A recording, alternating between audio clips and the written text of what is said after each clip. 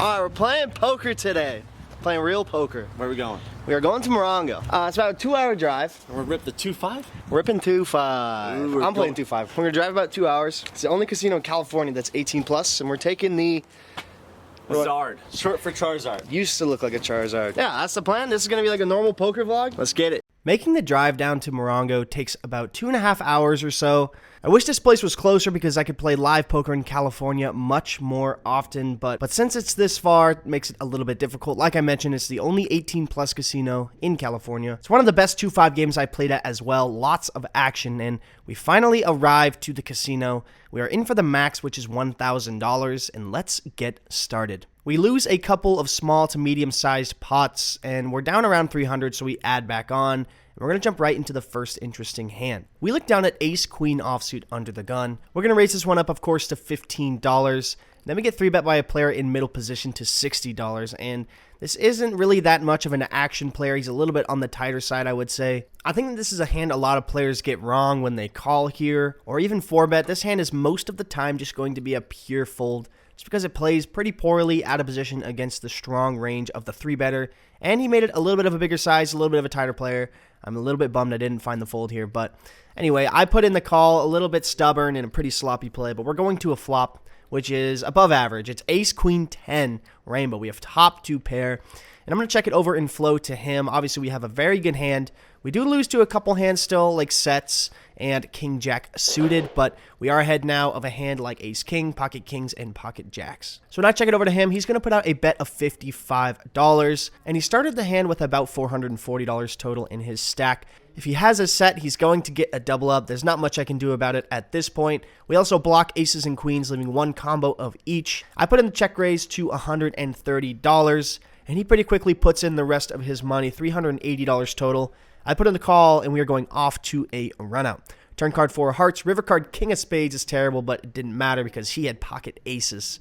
So there you go. We got punished for calling pre when we should have just folded, knowing that his range is absolutely going to crush this hand. And we get punished for it on a nasty flop. But we're going to shake it off and move on. We top back up to 8,000 and we move seats because I like the end seat. It looks better for the vlog and I was running bad in that seat. So we look down at queen jack. The middle position player raises to $20 and I'm going to flat this one on the button. Surprisingly, we're just going to go heads up to a flop of 10-6-3 with a diamond and 2 clubs. Lots of backdoor equity for us as well as 2 overcards. So when he checks it over to me, I'm going to put out a bet here of $30, trying to fold out all of his ace and king high hands. But he doesn't go away quite as easy. He puts in the call and we're going to go off to a turn, which is the deuce of diamonds. Obviously a fantastic card for our hand. We improve to a flush draw. And when he checks it over to me, this is going to be a very standard barrel spot. We're going to have a lot of value in this spot. We're going to have ace 10, king 10, 6s, 3s, deuces, 5-4 suited. So we're going to have a lot of stuff. But that being said, we're also going to have a lot of bluffs. There's 2 flush draws on board. So I don't typically love barreling on these boards because it's pretty easy to just put me on a flush draw. But this turn card is really good, so we're going to put in a little bit of an overbet and make it $115. And he like snap calls me here on the turn, which is an interesting way to go about the hand because when he snap calls, it's going to be kind of likely that he's on some kind of draw. He could maybe have a hand like pocket 7s, 8s, or 9s. The river card, unfortunately, is the 5 of spades. We brick out, and we're sitting with queen high. He checks it over to me once again. Now, I think I'm going to just give this one up if I had clubs, but since the backdoor diamond draw isn't as relevant as the front door, I think a bet here could get him to fold a lot of just his ace or king high flush draw. When he snap calls me on the turn, those are the vibes I'm getting from him. But like I said, I don't really love bluffing this spot. It's so easy to put me on a flush draw, but we're sitting with queen high. And like I mentioned, sometimes you have to give up, but I think giving up with clubs is better. I'm going to bluff the queen jack of diamonds here. So I put out a bet of $250. He pretty quickly just snap calls me. And I say we're good, turn over the cards, and he shows us the king deuce of clubs. So he did have a flush draw, but he also had bottom pair, and he basically snapped me off. Sick call, man. Losing a couple big ones here early, and we are going to move on. We top up once again, and we look down at Jack 10 of diamonds in the cutoff. Funky Poker in middle position raises it up to $15, and I'm going to get involved here aggressively. I 3-bet to $50, and the action gets back over to him, and he goes into the classic tank here. He's looking at me. We play with each other so much, and he decides to go with a 4-bet to $160. Now, My first impression is to call this hand. It's going to play pretty well post-flop. We both started the hand with around $1,000, so it's relatively deep. It's only $110 more to call, and we're going to see a flop in position. So that's what I do. I put in the call, and we see a pretty good flop without hitting a pair. It's king, queen, 8, rainbow with 1 diamond. Flopping an open-ended straight draw to the nuts is going to be really good, but this board is also going to smash his range. He's going to have ace, king, pocket kings, pocket queens, and pocket aces. All those hands are going to feel pretty good on this board, so he puts out a c-bet of $100. It's about a third the size of the pot, like I would expect him to do with almost all of his range here. And there's not going to be really any other play for me except call here. So that's what I do, and the turn card is a gem. It is the ace of spades. We drill the nuts, and even better, this card is going to improve his range tremendously. Like I mentioned, ace king, and now ace queen has 2 pair feeling pretty good. This literally seems like a dream spot in a 4-bet pot where he probably just has a set or top 2. And he's going to put out another bet of $225. Now, he has about $550 behind. What I think about this hand is that he probably has a set or 2 pair. This board is going to smash his range, and sure, he could have some bluffs pre, like a suited ace, but I think that those hands would probably check the turn to try to pot control when they hit top pair. So when he bets here, I think he's just going to have it a lot of the time. And I want to make sure a 10 or a jack doesn't come on the river. Maybe we don't get all of it, but I decided to stick it in now for 780 total, and he says, I cannot fold. So basically he tells me he has a set. I show him jack 10, and the river is the queen of hearts. And as soon as the river card hit, he didn't even have to show me his cards. I know that he probably just made a full house. Sure enough, he shows pocket aces. So that's a big one to lose. $2,080 pot to my friend Funky. We sucked out on the turn, and he sucked out on the river. Big pot going his way, and we are stuck quite a bit now. Not really where we want it to be. We've only been playing for like 2 hours, and we have a lot more poker to play. So let's start grinding. We top back up to 1,000, and we are in this game for around, I think, $3,200 total now. We look down at pocket 8s in the hijack. I raise it up to $20. We're going to get a call from the cutoff, the button, and the small blind player. I'm going to a flop. Can we flop a set one time? I need to start winning some pots, and we do get the set. It's 10-8-4 with 2 spades. A wonderful flop. The small blind checks, and with 2 players to my left, I think I could get sneaky with this one and check. So that's what I do. I check it over to the cutoff, and he only has $20 left. He's going to go all in. The button folds, and the small blind now puts in the call, and the action's over to me. I want to try to get everything from the small blind. If he has a draw, if he has top pair, he probably won't fold to a raise here, so that's what I do. I bump it up to $75. We're in position. There's no really need to go super, super big. We can just start pumping money in on the turn and river. So I make it $75, and we do get a customer. The small blind puts in the call, and the turn card is a blank. It's the 3 of hearts. He checks it over to me, and with $250 in the middle, I look over at his stack, and it looks like he has about $450 to $500 left. So I want to put out a decently sized bet here to protect from all those draws still, and then maybe get it all in on the river. So I put out a bet here, $200. And the small blind now throws in 2 black chips from behind his stack. And I was confused because he just had a wall of reds, and he reached behind his stack to grab 2 blacks. So then I asked him to move his big chips to the front, and he grabbed about $400 to $500 more in black chips. So he was way deeper than I thought he actually was. It kind of sucks because I'm always sizing my bets to try to get it all in on the river if I have value. So I probably just would have bet a little bigger. Either way, we're going to the river, and it's the 9 of diamonds. It completes a couple of straights, the biggest one being 7-6, also Queen Jack. So now he decides to lead for $300. And, you know, I'm not really sure what to do here. Sure, you could have a straight like 7-6 or like Queen Jack of spades or something like that, but I'm not really sure if we should go for a raise here. It's going to be pretty difficult to get called by a worse hand. It would have to be maybe 10-9, pocket 4s or pocket 3s, but I think that those hands would probably just raise on the flop or turn. So I just decided to take a passive line before I tell you what he had. Comment down below if you think you should raise or just call here. So I just called, and he shows us the ace 10. So pretty strange to lead on the river there. We show him the set, and we're going to win a $1,250 pot. Finally, something is going our way. I don't think that there's that much more value to be had on the river, but let me know. In this one, we look down at King 10 offsuit on the button. There's 2 limps in early position from recreational players. We're going to raise to try to get heads up with one of them or just go 3 ways with them, which will probably happen. So I raise it up to $30, and sure enough, they both put in the call. Going in position to a wonderful flop. It's King 10-8 with 2 hearts. We flop top 2, but it's an extremely wet board. flush and straight draws everywhere. But when it checks over to me, I'm going to put out a third the size of the pot bet for $30. Some of you might be thinking, why not bet bigger here? Multi-way, you typically want to use a smaller bet strategy. That being said, we are absolutely not in theory land. We're playing against some recreationals in a live 2-5 game. Regardless of our bet size, they're still going to call with queen jack, flush draws, 9-7, and stuff like that. Sure, we could bet pot right here and bloat the pot. If we get 2 calls, there's just so many bad turn cards. Any heart, a queen, a jack, a 9, an ace. There's so many bad turn cards that we're just going to have trouble continuing on, so we don't necessarily need to bloat the pot now. Keeping the pot small and then evaluating on turns and rivers is usually the way I like to go in these spots, so I bet $30 and we get called in 2 spots. The turn card now is the 6 of clubs. It's a pretty good looking card, and it checks over to me once again. The only thing that changes is 9-7, but we can't really be scared of that one hand. There's still so many hands we can get value from. Other 2 pairs, queen jack, king queen. So I'm going to put out another bet here of $115. Now I could probably size this turn bet up just a little bit to like 150 or something, but it's not too much of a mistake. There's still so many bad rivers. Good thing we're in position, and hopefully if the river comes like a 9 or a 7 or a heart or something, we might just be able to check back. The early position player gets out of the way, but the middle position player is going to snap call me. And now we're going to a river praying for a clean one, and we get the cleanest of clean. In fact, it improves our hand. It's the 10 of hearts. Unbelievable river card. We bowed up, and the flush draw completes on the river. I look over my opponent's stack, and he has a little over $500.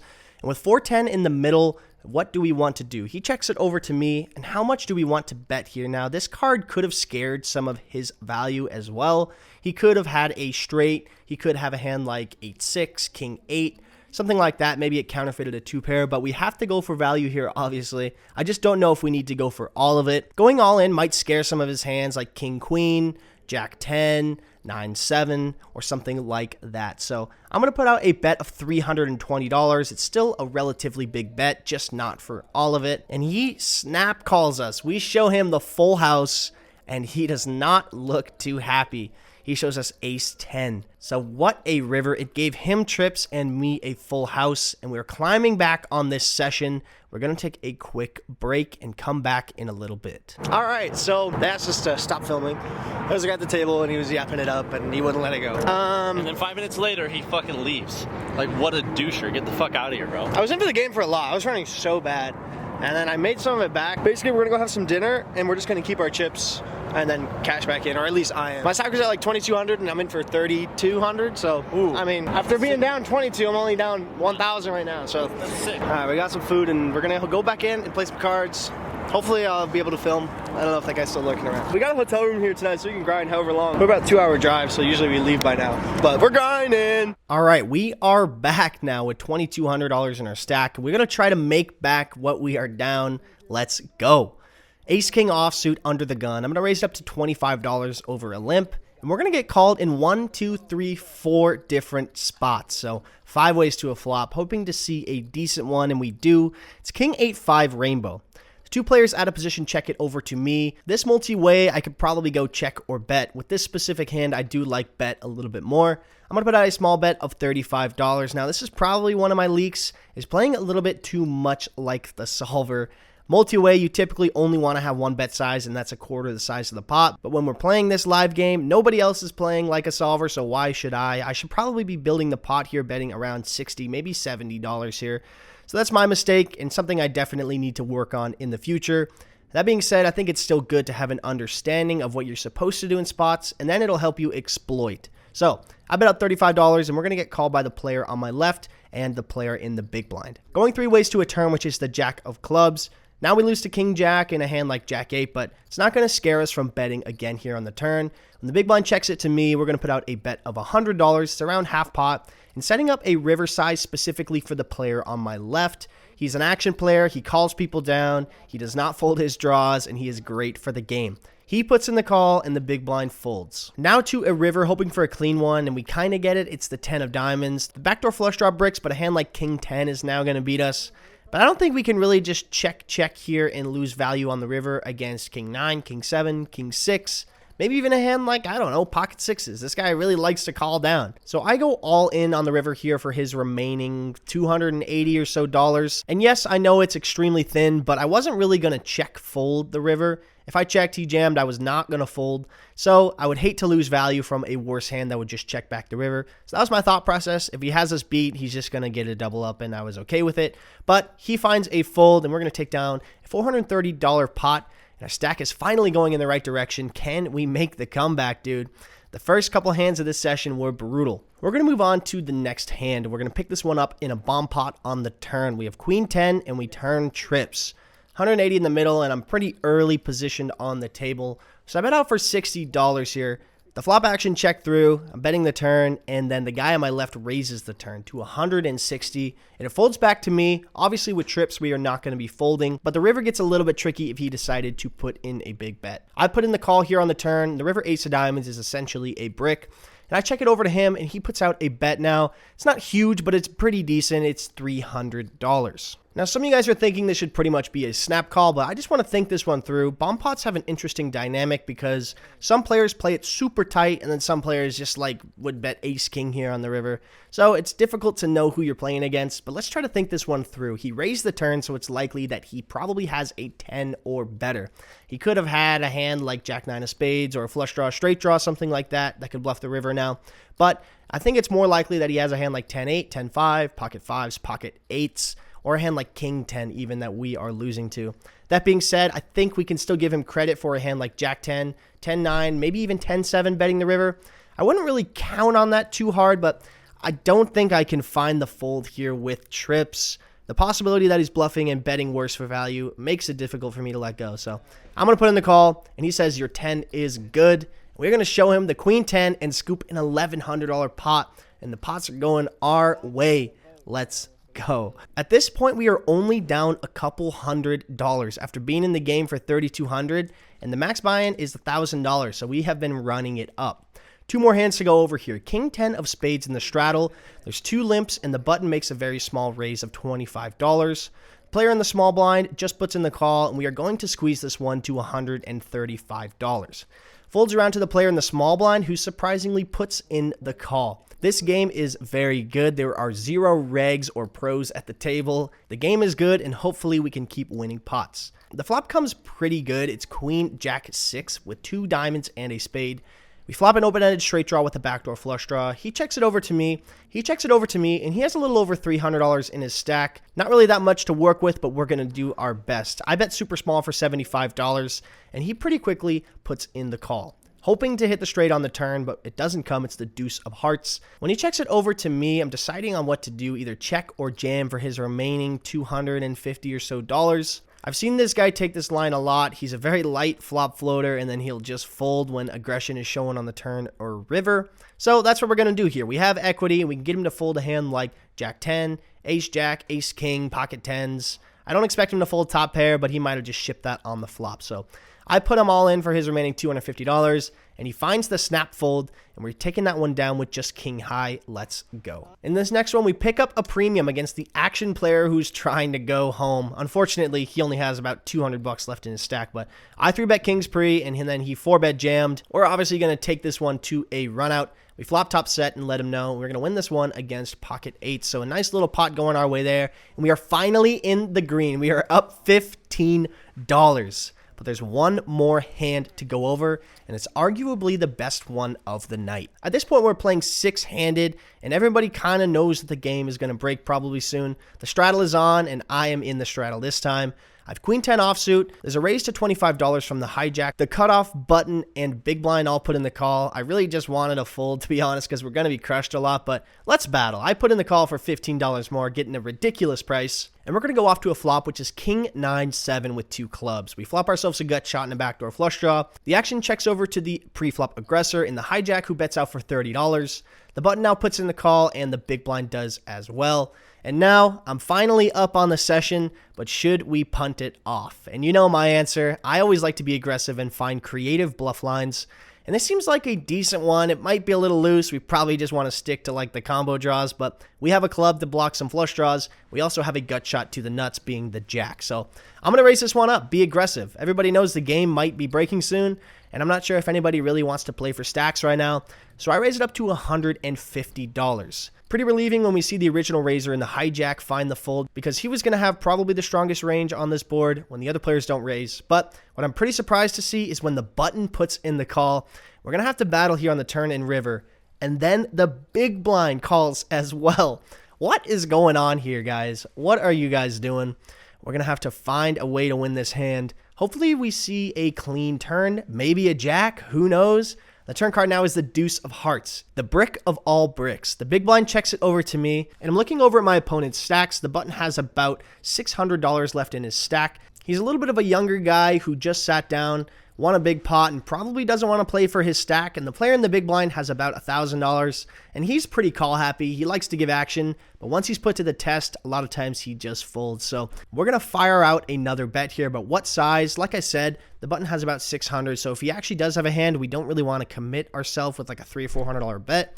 So I decided to put a third the size of the pot bet out here for $215. If we get called by either player, this bet will probably set up a good river shove. Depending on the river, we're going to put him to the test here if we get looked up. The button luckily folds, so now it's just down to one player in the big blind, but he does not want to fold. He puts in the call, and we're going to go off to a river. Big pot brewing here. Are we going to have to bluff our way out of this one? The river is the deuce of clubs. It brings in the front door flush draw and pairs the bottom card. When he checks it over to me, he has about $800 left in his stack. And I mean, we look super strong. We could represent a hand like pocket nines, pocket sevens, 10-8 of clubs, queen jack of clubs, something like that here on the river. And I think after our opponent overcalls the raise on the flop, he could have a hand like king jack, king 10. He also could have a flush here on the river, but if I know this player, he probably would have led the river with a flush. A hand like a set or two pair probably would have put it in on the flop or turn, so I feel pretty good about this one, and I'm just hoping to get him to fold one pair. So we're going for it. I jam all in for $800 effective. We finally got in the green, and are we going to get this one through? He goes into the tank for about 30 seconds, and he finds the fold. He finds the fold. We get it through, and I never show bluffs, but I was stoked about this one. So I showed the table, just had queen high. The dealer pushes me the pot, $1,035 coming my way, and that is going to wrap up the session. Holy smokes. What an absolute battle. A couple hands at the beginning got us stuck really early, but we battled back. Absolutely love to see it. We got 3 full racks of chips, and let's head to the outro. All right, session is over. 2:25 a.m. It's a good session. We played for, let's see, we started like 4:30. Yeah. We took like an hour break, so we had like 9 hours of play. We ended up in the green, which is nuts. Battle. So we were down, let's see, we were in the game for 3,200. We were out for 38-35. So which is crazy. All right, so obviously wasn't expecting to be in the green, but I mean, that like, yeah, I thought I was playing well. I feel like my mental game is super strong, and like, I really don't get tilted after all those, like flopping top 2, losing the top set, and then, you know, hitting a boat, Caper hits a boat against me. I feel like I still play at 100%, which is good. I feel like that's something I've kind of trained myself for. You guys have seen me go through some pretty crazy swings. My time in Vancouver was crazy. I feel like it definitely trained my mind to just play good poker. So yeah, all right. Well, I'm gonna get some sleep, dude. I'm tired.